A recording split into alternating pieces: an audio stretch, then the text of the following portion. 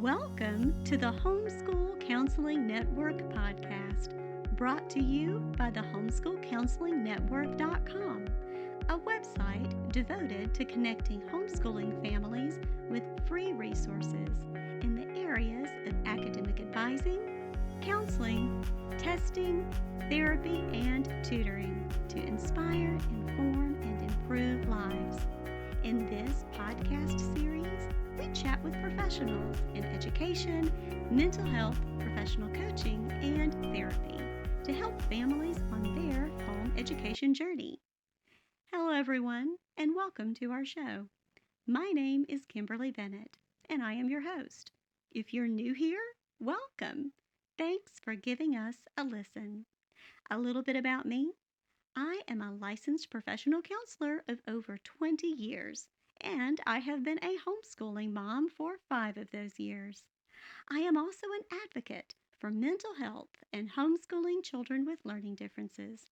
For more of my story and background, feel free to listen to episode 1 or check out my website at thehomeschoolcounselingnetwork.com. Disclaimer. While I am a licensed mental health professional, the content in this podcast is for informational purposes only and should not be considered educational, medical, mental health, or therapy advice. This podcast is not intended to replace professional medical advice. The views expressed in this podcast may not be those of the host or the management. The presenter is simply presenting their views and welcomes any comments, suggestions, or correction of errors. Well, hi, and welcome to the Homeschool Counseling Network podcast. The Homeschool Counseling Network was founded to help bridge the gap between homeschooling families and professionals, equipped to support them on their home education journey. Today, we are going to be chatting about how to prevent the summer slide. And I have in studio today with me special guest Kim Peake of Reach Your Peake Tutoring and Educational Consulting. Welcome, Kim. Thank you so much for having me, Kimberly. I'm so excited to be here. Happy June. Happy June. I can't believe it's June. I don't know where this year went. I know. Happy summertime. Crazy. We're finally here. We made it through the school year. We made it. All the other parents, too, can just kind of go, we made it, because now we can kind of relax a little bit, even if we're going to do a little bit of work over the summer. Not a lot, and it doesn't have to be terrible. But tell us a little bit about yourself so our audience and our listeners and our viewers, because some of this is video on YouTube, tell us about your background, what you do, and who you are. Absolutely. So my name is Kim Peake. I am a native Texan, born and raised in the Dallas area. I love, ever since I was a little girl, I've always loved learning. I like to call myself a lifelong learner. I went to the University of Texas, Dallas for my undergraduate degree, where I met my wonderful engineer husband. I think we have that in common. We do. Who is very math and sciencey, which I love. I used to hate math and science. Now I love it. I love teaching it. Yeah. So I started out with my undergraduate degree, and then I started teaching 5th grade. My initial focus was in social studies and English, language arts, and reading. So I have some specialty areas of reading.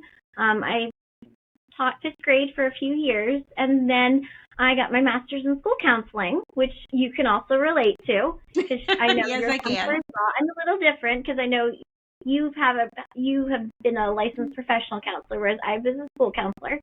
So Right. After I did that, I was a school counselor in another neighboring district for over a decade, where I worked in primarily Title I bilingual campuses. So I was able to utilize my Spanish a lot, which was also a great thing. I know that having a second language under your belt is such a great resource for our students and our parents and our educators. I know you would agree with that, right? Oh, absolutely. Absolutely. Yeah. So I was in middle school and elementary for about a decade, and then during that time I also got my second master's degree from University of North Texas in educational administration. So I also have that degree. and certification to be a principal, which has come in handy many times during various types of meetings for 504s or what we call ARD meetings, ARD meetings, any type of response intervention meetings, all kinds of meetings to help make decisions on what's going to be best for our students that might be struggling in a particular area. That was kind of my forte. And then I quit my counseling job right before the pandemic hit, believe it or not, and I worked for Pearson. And I taught everything. Testing service. Yeah. If you don't know what that is, testing service, National Testing Service. Okay. Yes, yes, exactly. Okay. Well, a lot of people don't realize that they also run a great variety of online schools that are basically paired with public school systems. They're considered like a charter school, but they're online. Okay. And so, yeah, so I worked for them for about 2 years, and I was kind of like, how do you put it? Tricks of all trade. I did everything from, I'm also a certified ESL teacher. Yes, exactly. Wearing multiple hats. So yes. I was at one point for a semester, I was actually an ESL coordinator for schools and taught ESL, ran all of their ESL testing programs. That's what I did when I was in person. I was a testing coordinator or 504 coordinator, helped a lot with the special education referral process. And so from there, during the pandemic, it hit, and I had started tutoring here and there a little bit for various companies in addition to working for Pearson. But when the pandemic hit, I saw this huge need because everybody went to online for that first spring, the second half of the spring semester. Oh, yeah. And a lot of school districts in the 2020-21 school year, they continued to be hybrid, meaning a lot of students were in the classroom part-time, and then if they had a COVID outbreak or something happened, then everybody would have to go to school back online, and nobody knew what was going on. And I noticed that, okay, I've already been tutoring online. Why can't I do this on my own? And so that's what I started. And so in 2020, so my company's been running for 4 years now, officially as an LLC. And since then, I have done group classes. I have worked with many, many homeschoolers, many hybrid homeschoolers as a support outside of the school district. But the majority of my clients from 2020 to about 2022 were mostly homeschool students, and helping the parents navigate how to figure out the online school system, how to understand all of the different things that we were using, like Canvas and Clever, and all of these different platforms, Zoom. There's a bazillion more that I could mention. There's so many different platforms different schools use. Am I right? Yes, absolutely. It's exploded since then. Yes. Exactly. And so from there, so in my past 4 years, I've personally tutored, whether it be through group classes, camps, or individual, or I would also tutor like families as like a group package, but I've tutored over I want to say at least over 1,000 kids, maybe more. I've tutored students. Yeah, I've tutored students in almost every continent. I've had students in Japan and in Singapore. I used to get up late at night to tutor students in Beijing. And I've had students pop into some of my classes from Russia, all over Europe. I've had several students from Colombia, Venezuela, Peru, Chile, Canada, you name it, and all over the States. And currently, I mostly tutor teachers that are getting their teacher certification. So if you're a teacher in Texas and need to pass exams, that's like my main job. But in the summertime, I run a lot of really fun boot camps, like with Space and 7 Wonders of the World. Cool. And I also work with parents for the educational consulting side. I work with a lot of parents whose students have like 504s or have individualized education plans, which are, we call them IEP meetings in some states. They're called ARD meetings in other states. I work with them and say, okay, your kid's transitioning from whatever to, they're coming from middle school to high school, or they're going from elementary to middle. I help parents kind of look at their old IEPs and then just give suggestions about what I've seen that has worked in the middle school setting or the high school setting that's very different from their previous school. So I know that's a lot of information all at one time, but that's kind of what I do in a nutshell. Oh, You and do I a also work, lot. yeah, and then my other specialty is I currently work part-time at a private school for students with autism in the DFW Okay. area. And so that is also one of my absolute greatest passions. I love, love, love working with my kids and my students that are at this school. And we have some amazing things going on there. So that's what I do in a nutshell for the most part. I'm really busy, but I love what I do.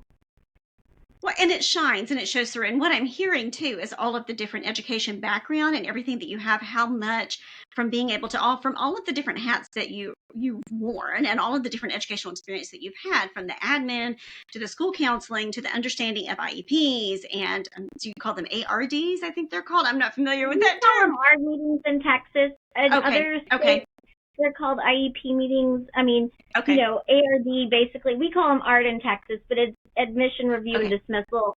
It's basically for Got it. anyone that would fall under one of the 14 federally recognized. I think in Texas it's a little bit different, but it's basically if a student falls under one of those 14 categories, then they would be under the special ed umbrella of educational services if you were in a public school.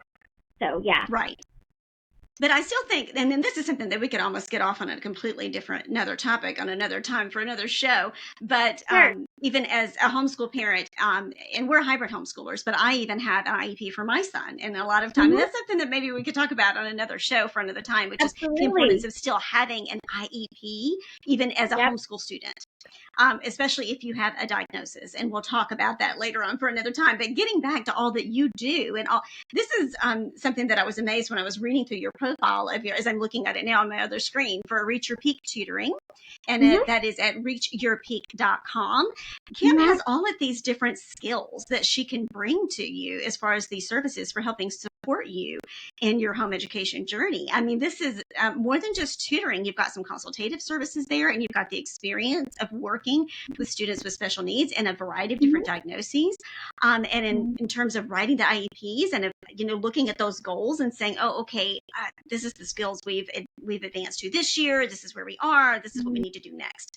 So I can see, oh my goodness, you've got so many different skills here that are just you're a plethora of skills right there for the homeschool community and one little place. Yeah, it's and the way that my approach is, and I know this is so imperative for homeschooling parents, because you choose for a reason to homeschool your kids. And there's many, many great reasons to either do a micro school or do a hybrid program, which there are tons of them out there. But they're sometimes really hard to completely comprehend unless you have the time to dig deep. And I know that's not really an allowance that a lot of working families have. And so what I like to do is when I initially meet with any clients, whether it's to help, like we're talking about today, the summer school, or we call it the summer slump, the summer slide, it's called many different things. Basically, the idea of the fact that when any child, whether it's public or private school, even homeschool parents have to deal with this. Typically the first 6 to 8 weeks going back to a full-time curriculum, whether it's public school, private school, or homeschool, or hybrid, whatever it is, or online, you spend the first 6 to 8 weeks in almost all core subjects just reviewing and making sure that your students have mastery of the prior school years, the TEKS, as we call it in Texas, or Common Core, whatever it's called. But you want to make sure that your child or student has mastered those from the previous school year, because especially with our sequential, as I like to call them, we build upon them, especially like with math and science. We have to be very sequential and very specific in the order in which we teach our kids. And that's something that I see year after year. I mean, I know as a public school teacher, we would spend the first 6 to 8 weeks just reviewing, and then that would cause us to get off of our scope and sequence. And for those of you that don't know, that's basically the timeline of all of the different concepts, your student has to master. And those are very particularly important, especially as you're getting into middle school, because if you don't know how fractions work, you're not going to be able to add them or understand what a common denominator is.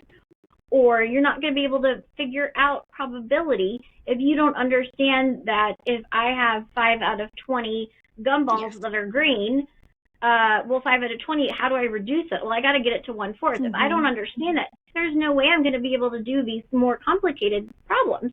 And so I think that's one of the biggest challenges. So what I like to do is whenever I meet with a potential student or client, and I get the whole family involved. When I meet with somebody for the first time, like for example, I had 2 consultations this morning. Both were over an hour. And immediately, just from talking to one of the students, I knew that this student, just from talking to them, and just getting to know them, XYZ was absolutely primary on the list, like some social skills stuff, and then specific stuff with math. And so when I meet with parents and I have them do some of the diagnostic assessments that I utilize that are very common to text and to Common Core, they align with both the TEKS and Common Core. When I have them do these diagnostics online, it really shows me exactly where I need to pinpoint. So it's kind of like a puzzle. I like to take what I know that is strong and what's weak, and then I like to focus on what's weak.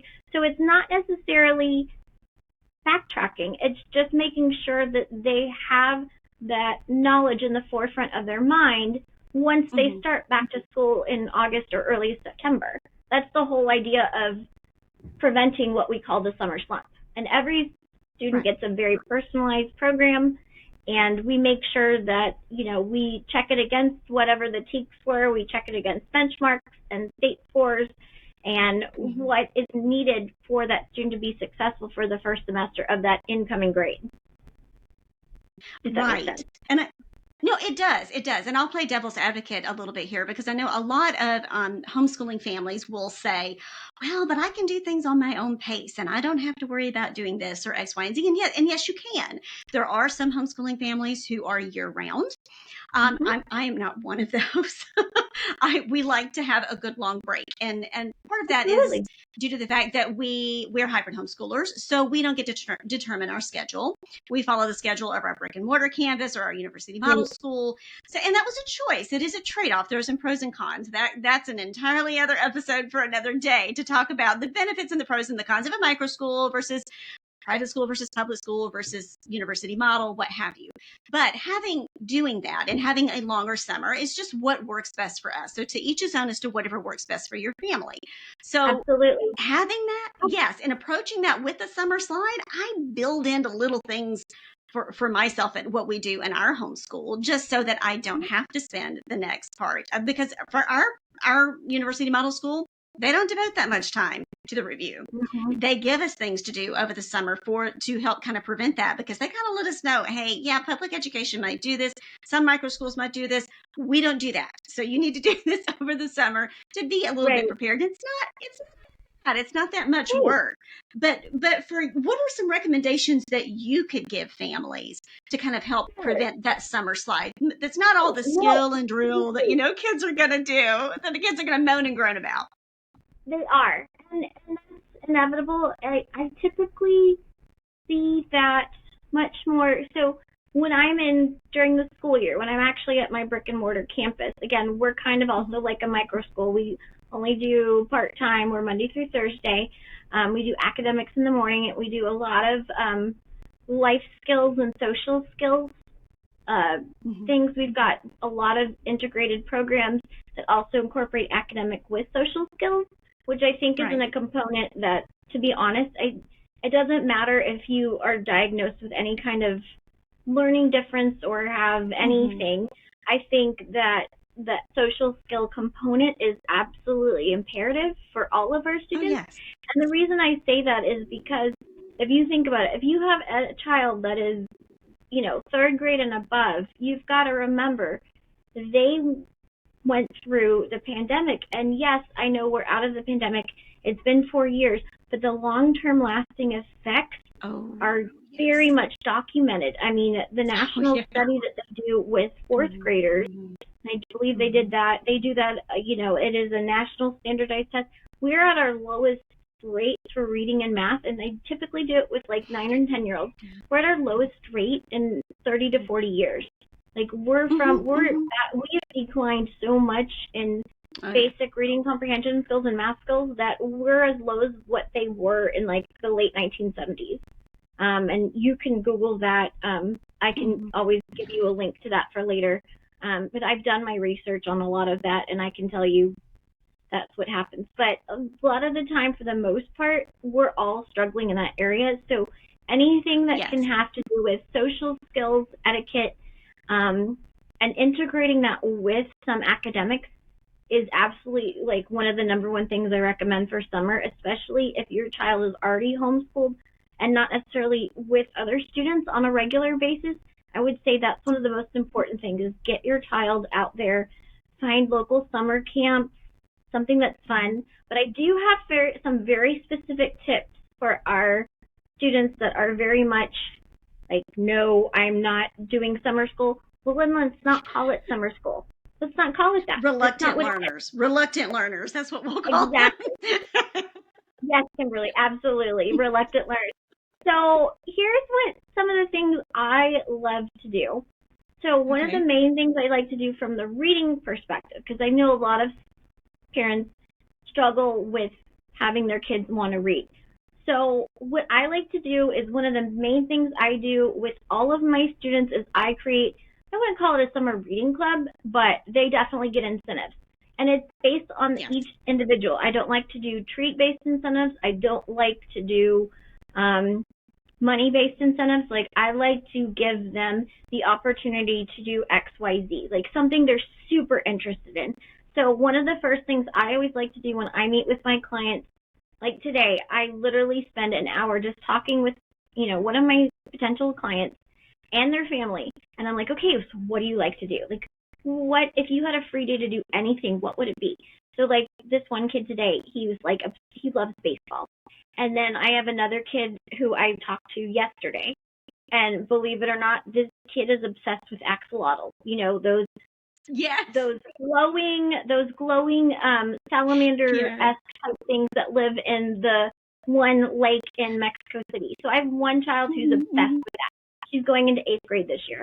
I sent her an axolotl calendar for her birthday at the end of last year. She lost it. She was so excited. And she was like, Miss Kim, I can't believe you remember. I was like, dude, our brain breaks are axolotls. So the other thing I like to do is whenever I'm working with a client, a brain break about whatever they're interested in. So I like to do a reading adventure. Yeah, so that's one of the first things I like to do. And this doesn't have to be with a tutor. This is something parents can implement. A reading adventure. So one of the first things I always recommend is check out your local library, find out what incentives they have for like a reading log. The one main thing I always say is if they cannot, because, when we talk about reading perspective, and this from a homeschooling mom perspective and from the psychological development of how our brains develop and process when we're young, our two biggest stages of growth are like birth to like, being a toddler. And then we have another great jump of our brain, building and building and building. I'm trying to be as generic as possible here, but our other things, you get what I'm saying. 15 years. 15 years, yes. And they last until 25. That's what most of us don't realize. So starting, because that's when their synapses are developing and growing and forming. And, we always are learning based on what we already know. So one of the biggest things I always say is read, but let your kids read about what they want to learn. Because if they are reading. Because here's the thing, we always say from a developmental perspective, early childhood through second, and I can say this because I teach for the science of teaching of reading, like that is one of the tests that I tutor for. We always say pre-K through second is learning to read, and then 3rd grade on is reading to learn, because that's when they are starting to get their nonfiction, their social studies, their science books, and they're getting a lot of word math problems. And so from there, they need to be able to understand what they're reading. And if they can't understand it, they're not going to be able to answer the math question if they don't know what this question's asking. That's one of the biggest hurdles that I have from teaching math for middle school perspective. That's one of the biggest hurdles I have is like having these kids actually be able to figure out what they're reading. So I say reading adventure, number one is reading adventure. And I will send you all of these notes in this link for what I'm talking about. When I will get all of this up on my website, and then you can post it on your blog as well. So they have that available. But breeding adventure is always minimum 20 minutes a day. If your kid has a small attention span, break it up into 5 minutes. Do a brain break. I love brainpop.com. I love gonoodle.com. I love PBS Kids. I love anything from Nat Geo Kids. All of those, great. Even 5 minutes. Showside Kids is really great with Squeakers the mouse. I love Showside Kids. They're great. I use them every day in my classroom. The other one is Learning Through Play. So this is probably going to be more for like your younger kiddos.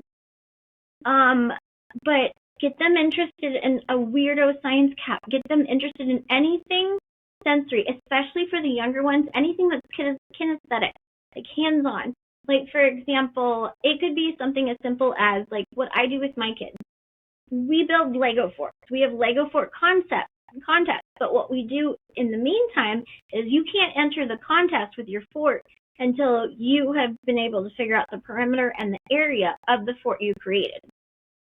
So if you want to enter the super big contest with all of the kids, you have to first figure out your accurate dimensions.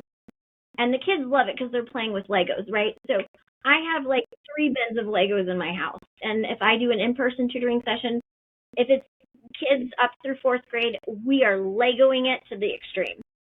So that one's really, really good. I also recommend any kind of summer camp for the social aspect.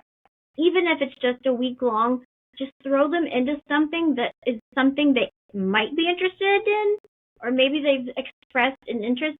Anything I found, especially with the kids that are not very vocal about what they like, they make even the slightest comment about it, especially my kids that are very introverted, or kids that maybe are on the neurodivergent or maybe on the spectrum. It could be any of those. But the kids don't really express a lot. But if they even make a slight mention of something, that means they're interested. And I have found even just, and a lot of times teachers don't always pick up on all these little things because they have such a big classroom. But as homeschool parents, you're with your kid all day. So you will pick up and you know your child better than anyone else. And because you're doing a dual role, right? Your mom and your teacher and your, playmate, and you're also running the house. Like, you're wearing many different hats. But if they have somebody outside that sees even a slight interest in something, like, go for it. Because chances are if they make a mention, and a lot of people like kind of brush over this, but I have found even one little thing that a kid mentions and I create an entire experiment about it one day, like, it has made their day. And like, the parent will call me and they'll be like, oh my goodness, this, my child XYZ literally could not shut up about the pumpkin slime that you made and the exploding elephant toothpaste that you made out of a pumpkin. And I'm like, took 10 extra minutes out of my day and I bought a $2 pumpkin. So that's another one. Another one that I have is exploring the world. Summertime is absolutely the best time to do those homeschool field trips. They are the best time. Because here's the thing. If you can figure out what your student is interested in, especially for those reluctant friends we were talking about earlier, # middle school students and high school students, and they can figure out, my goal is not to necessarily make them uncomfortable, but to explore new parts of your own local area. Like, for example, I'm running a summer camp in person for just 3 of my kids, 3 days a week. We're going to an interurban railway museum for free, and they're going to learn. I have one kid that loves trains. So the first 2 days of camp, we're going to be learning all about the inner workings of trains, and then on Wednesday, we're actually going to a 110-year-old rail car, and they're going to actually get to see what it was like to ride the train to go see. And then from there, guess what? We have our train tickets, and we've got all of this stuff mapped out. So we're going to be able to incorporate history. We're incorporating math skills like timing, and all of my kids struggle with time. So we're actually using like the old looking time stamp, like the actual train ticket with all of the different amounts of how much it costs to go to the different train stations. And so we're going to be able to utilize money skills and time skills, and they love it. They don't even realize it. Another thing is keeping it fun. Like, for example, I live, I know we both are in the, North Texas area. Yeah, exactly, the DFW area. You can go to the Dallas Museum of Art for free. They have a brand new kids makerspace. And both of the kids that, some of the kids I'm working with love that. So we're going to go for free, park for free, go to the makerspace, make some cool stuff, and then go across the street to Clyde Warren Park, which is this huge park that is above one of the biggest highway intersections in Dallas. And it's this huge park. It's free. It has all kinds of beautiful sculptures there. Another thing that we will do is we are actually going to go to the library, the public library, and I'm going to teach them how to sort and find their own books, because a lot of them don't know how to do that. So find out from your local library if they have tons of stuff. Another example is 3D printers. A lot of these kids are into coding nowadays and printing. Like, for example, one of our local libraries, you can make stuff for like 3 cents per square centimeter or square inch or something. So I'm going to work on maybe doing some coding with the kids, and then we're actually going to go to the library and print out the 3D models they create. And that incorporates all types of STEM. They're totally obsessed with it, but they get to pick what they make. So like for my kid who loves trains, he can make a 3D train. My kid who loves dogs, she's probably going to make a replica of one of her dogs.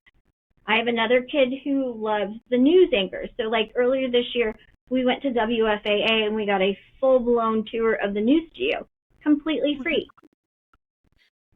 And then you can make it fun, because you can, and I do this with my, clients individually and also with my groups.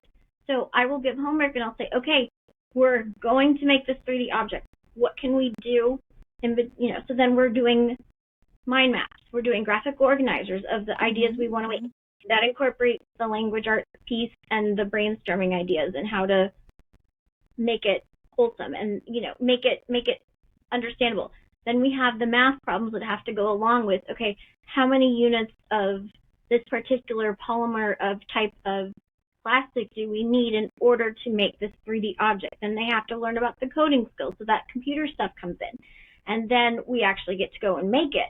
So you're actually encompassing math, science, reading, and then they have to do an essay about it. So that incorporates the writing skills. So all of these things, but it's all stuff they want to learn about. So the goal is tap into the passions, find out what you can do. That's one of my other areas of expertise. I have contacts that, if you're in the DFW area, obviously if you're out of state, I can't always help you. But if you're in, the North Texas area, I can tell you, like, literally where you need to go, what you need to avoid, all that kind of stuff. And that's literally the biggest thing I can say is make everything you do as a field trip, make it interdisciplinary studies, make it a whole unit of project. That way they're engaged because they love the topic, but you're also incorporating all of these other core academic skills that they need, but they don't realize that it's academic because they're so obsessed with it and they're so excited about it. That's where the magic comes in. Like, that's where you've got to tap into that. That's the biggest thing I can say. You've got to tap into that. Well, you definitely talked about integrated learning there, where you were including all of the different subjects. But what I really heard, more than the math and the science and the language arts and the everything, because you encompassed it all there, all in there. But what I really heard was relationship. When you focus on that relationship first with your child, with your student, then they're going to be seen and you're going to follow their lead, because that's really interest-led learning also. But you're going to go so much further, and they're going to, that's the buy-in. That really is the buy-in. So much of childhood and so much of even teenagers are, we're telling you, you need to do this and you need to do that. And for once, when they get to take the lead on something, you'll be amazed at how far they'll go. You'll be amazed at how far they go. I agree with that. Absolutely, Kimberly. I think you and I can both agree on that. The fact that autonomy is anything beyond age 10 Autonomy, autonomy, autonomy, giving the students the choice. And that is what I have found. And that's the reason I am proud of the rapport that I have with all of my clients and all of my students. I mean, I'm on a first name basis with all their parents. Like, that's what I love about the homeschooling arena, and I love the micro school arena and the smaller private school arena, is because we're a family. We help each other out no matter what. I mean, and this is probably taboo for public school, but all my parents have my phone number. They text me all the time. I mean, I keep them up to date. I text them almost every day because a lot of my kids sometimes are on different medicines and they are dealing with a lot of emotional baggage. And I, as a school and of course they all know that I'm a school counselor, so they're always picking my brain anyways. But, you know, I don't mind that because it keeps me sharp on those skills. But one of the things I love is that, you know, I can keep them up to date and I keep it real and I tell them exactly what they need. I mean, it works, and that's one of the beautiful things about having, you know, a homeschool network like what you've got going, which is an absolutely beautiful and amazing thing that you've created. I mean, just the relationships I've been able to procure from that, and meeting you and just being able to bounce ideas has just been wonderful. But I think that it takes a village to raise a child, and, you know, especially as homeschool parents, you can't do it by yourself. You've got to have some other players in the arena, because you can't be mom and teacher and be, you know, trying to avoid the summer slump for sure. That's like another huge thing. And I think, you know, one of the main things is to get them out there and have exposure now that we're through the pandemic and they can go to summer camps. Even if it's just like 2 days a week or it's just something, at least let them have a chance to explore. And then you can be like, okay, if you didn't like that, that is okay, because you have the ability to allow your student to choose and do what they do, rather than being mandated by having to take stuff that, to be honest, a lot of it is antiquated and isn't really necessary. I mean, the way that our public schools work right now are very different than the way that the future is going to be for our future job seekers and our future entrepreneurs, and just the way the economy and everything in business and working for a living will require. It's going to be totally different. So I think that's also really something important to think about. For sure. I think the biggest takeaways, I think, for families that are trying to figure out and navigate, okay, summer slump, what do I do? I first think having somebody, doesn't have to be a tutor per se. I mean, obviously, I'm highly, you know, if it's not me as a tutor, I've got plenty of resources for, you name the tutoring type of person you would ever need, I've got it. So if any of y'all listening out there need referrals for something very specific, please reach out to me. Kimberly will link all of my contact information below in the show notes. But I would say reach out to me, because if I can't help you, we are a loving family. We're a village. We take care of one another. Parents, teachers, students, all together. We're all in this together. It takes a village. So I've got some wonderful resources. If I can't help you, I will promise you I can find somebody that will for that. So that's a good thing. But I would say the biggest thing for parents is definitely get your kids in summer camps, 20 minutes a day of reading for sure. Look at your kids' test scores from the end of last school year. If you did test scores, if you didn't do any type of standardized testing, I highly recommend that you follow some kind of benchmark. Kimberly, what do you think about that? Do you still agree with having some kind of testing just to see if your kid is on benchmark for grade levels? I do, and that's something that we might have to do in another show and another time too, because that's a big controversial thing in the homeschoolers. But now I come from a background where I've done psychological testing and I've done benchmark testing, and I have a child with learning disabilities, diagnosed learning disabilities. And so for me, benchmark testing was what I did in lieu of a homeschool report card. I did that instead. And because I used a special type of benchmark testing as well that wasn't timed to deal with, my child has dysgraphia.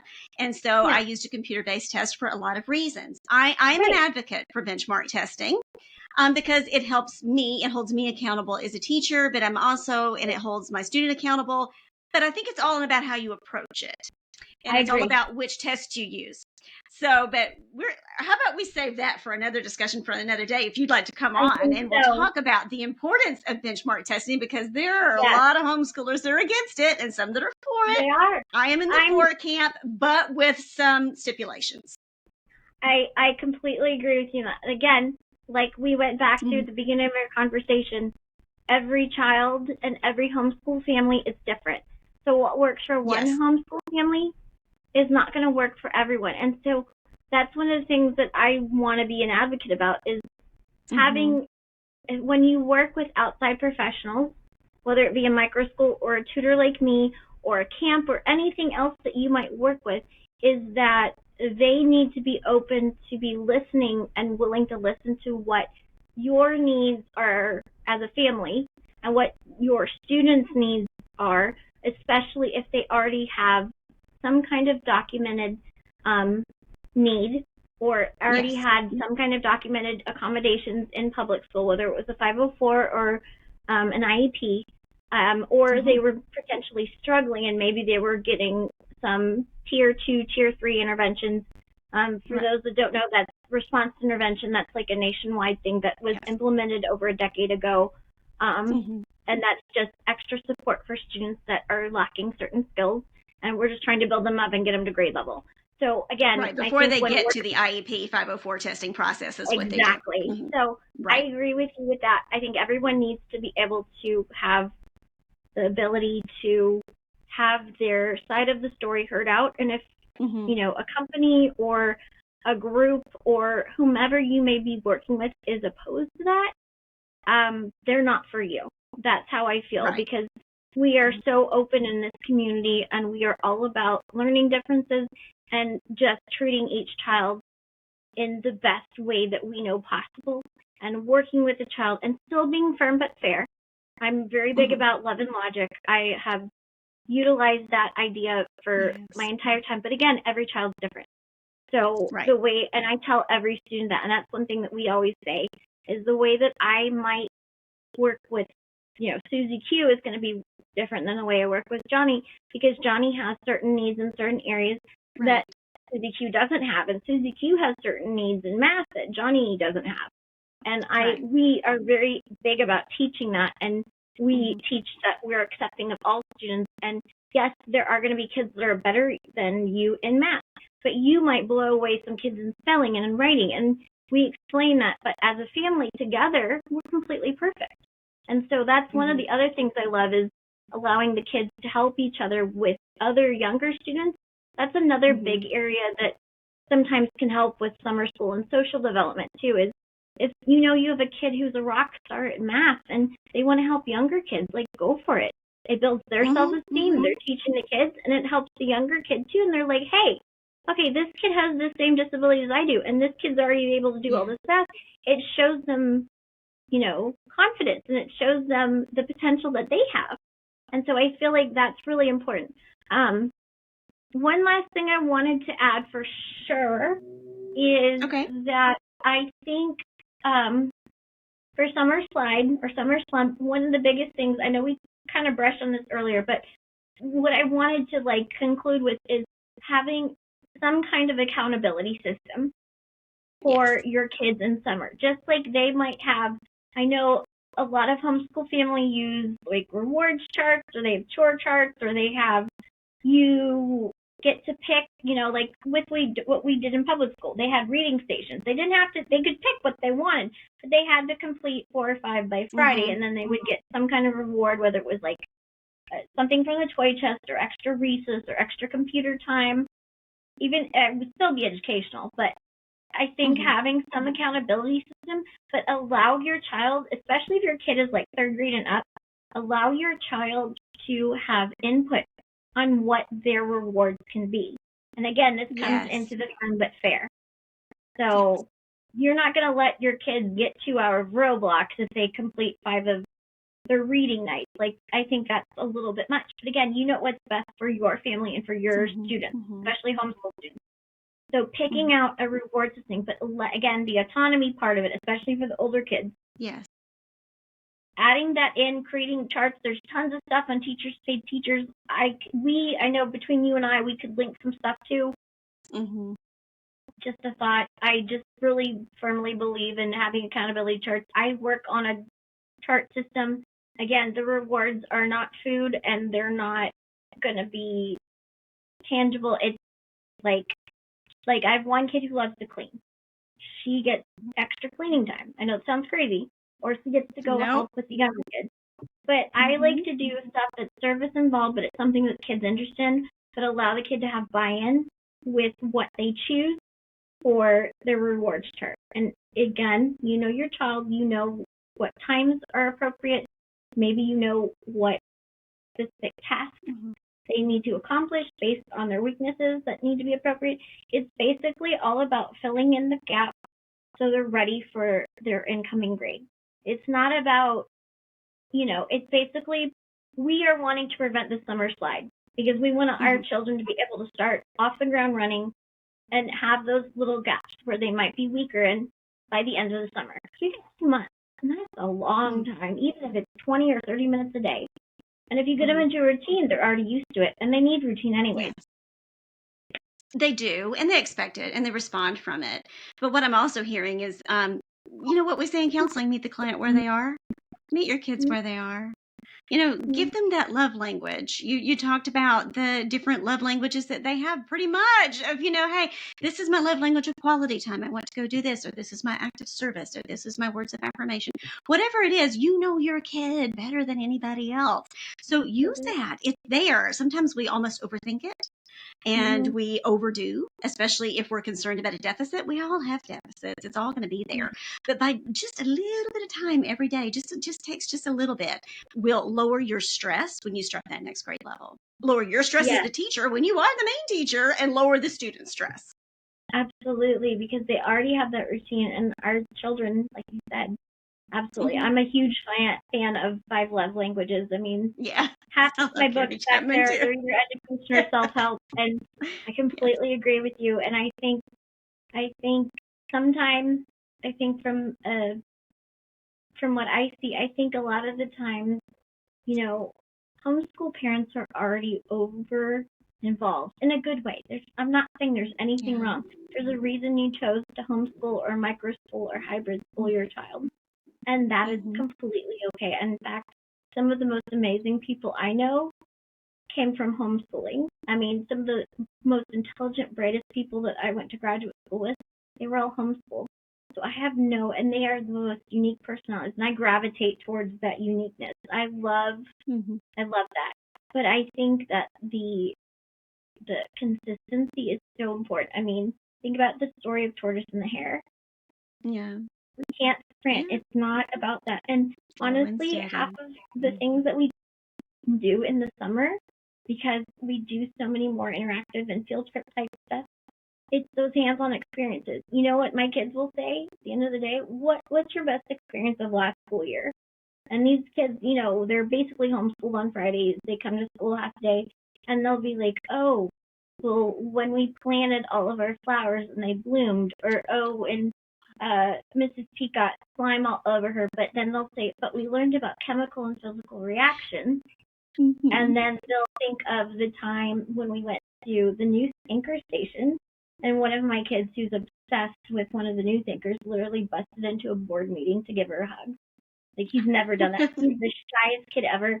And one of my middle schoolers literally busted into a board meeting and gave her a hug, and she immediately recognized who he was because he's been sending her fan mail for life, and she sent him a bunch of stuff for his birthday. It helps that I know one of the producers, but you get what I'm saying. I do, but you met them where they are. Exactly, you meet them where they are, and that's the beautiful thing. And there's no right or wrong way to do it for the summer, but the thing is, be proactive and be persistent. And if I can help in any way, I'm always here. I do free consultations. If I can't help you, I will refer you to anybody that could potentially help you. We've got a beautiful network right here, thanks to our amazing Kimberly, and thank you. we've got some great resources here, and so we're able to help pretty much anybody from the vast network of what Kimberly has already created. We have somebody that can help you with something, and if there's something we can't help you with, I know between everybody in the network, we know somebody that can help you, which is a beautiful thing, because we're all about caring and sharing and community, and we don't do this for money. We do this for free. No, we don't. Right? We do this for free. Yes, we do. And completely we free. love what we do, and that's why we do it. And that's why really is wonderful taking time out of her Sunday to record with me, and I'm taking time out of my Sunday to share with her. I mean, that's what the beautiful thing about this community is that we all want to help each other, and it takes a village. It does. And Kim, we are so grateful to have you a part of our village. And if you want to find out how Kim can help you for her services, go to Reach Your Peake, PEAKE.com, and I'll put some information in the show notes and some more information about where they can find you. And thank you so much for being with us today. I know you have to go because you have some tutoring clients, but thank you for being here. Yeah, absolutely. And you can find me also, same thing for Facebook. I'm pretty responsive. You can directly message me also at kim@reachyourpeake.com. That's my email. And then you can also find me on Facebook. Just type in Reach Your Peake with an E, Peake. You'll see a picture of me. That's my Facebook page. And then I'm also on Instagram at Reach Your Peake. So you can find me multiple ways. Lots of blog posts coming up in the next week or two. So I'm excited to be sharing all of that with you. And thank you so much for your time. And thank you for everything that you're doing for this community, Kimberly. You are absolutely a rock star. So back at you, because you are so busy. So thankful to have you here, and we are looking forward to those upcoming blog posts. So you go enjoy your tutoring and your Sunday afternoon, and we look forward to hearing more from Reach Your Peake Tutoring. Have a great afternoon. Thank you. The Homeschool Counseling Network recognizes the comfort of having a community. We offer the Homeschool Counseling Network Public Resource Sharing Group, a public group on Facebook where individuals, organizations, families, and professionals are welcome to openly share information and resources. Looking to learn from a particular specialist or educator in one of these fields? Reach out and let us know. You can send us your comments and questions to Kimberly Bennett, LPC, @outlook.com, or by commenting in the public Facebook group. With the Homeschool Counseling Podcast, we are working to bridge the gap between professionals and homeschooling families. Are you searching for a professional in your area to help support your family on your homeschooling journey? Visit our website at www.homeschoolcounselingnetwork.com. Look under the Parents tab, where you will find a subcategory, Find a Professional. Here you will find lists of service providers organized by areas of specialty in 4 main categories: academic advising, counseling and mental health, testing, therapy, and tutoring. We've also added some new categories: professional coaching and courses and classes. Providers are also categorized by state, population served, and areas of expertise. Credentials and contact information are also included. Also on our website, you'll find a variety of digital media, including blog posts, free downloads, and a searchable free resource library covering a range of topics relevant to homeschooling, education, therapy, and mental health. Content is created by me, Kimberly Bennett, your host, and some professional friends and fellow homeschooling parents that I have met along the way in my family's homeschooling journey. By collaborating with service providers and professionals in the community, strategic partners, donors, sponsors, and advertisers who share our vision and believe in our mission, we endeavor to provide free quality resources to inspire, inform, and improve the lives of homeschooling families. Are you a professional interested in partnering with us? Visit our website and click on the Professionals tab. You can join our network and have your business or practice listed among our multiple resource lists for free. Have a heart for service? Would you like to pour your knowledge into the homeschooling community? Consider contributing content to our free resource library. There are multiple opportunities to participate, including writing guest blog posts, recording a guest blog, or sharing downloads or printables. Looking for a wider reach? Coming soon! HCN will offer paid advertising opportunities. Be sure to subscribe to our newsletter at homeschoolcounselingnetwork.com to keep updated with all of our latest developments.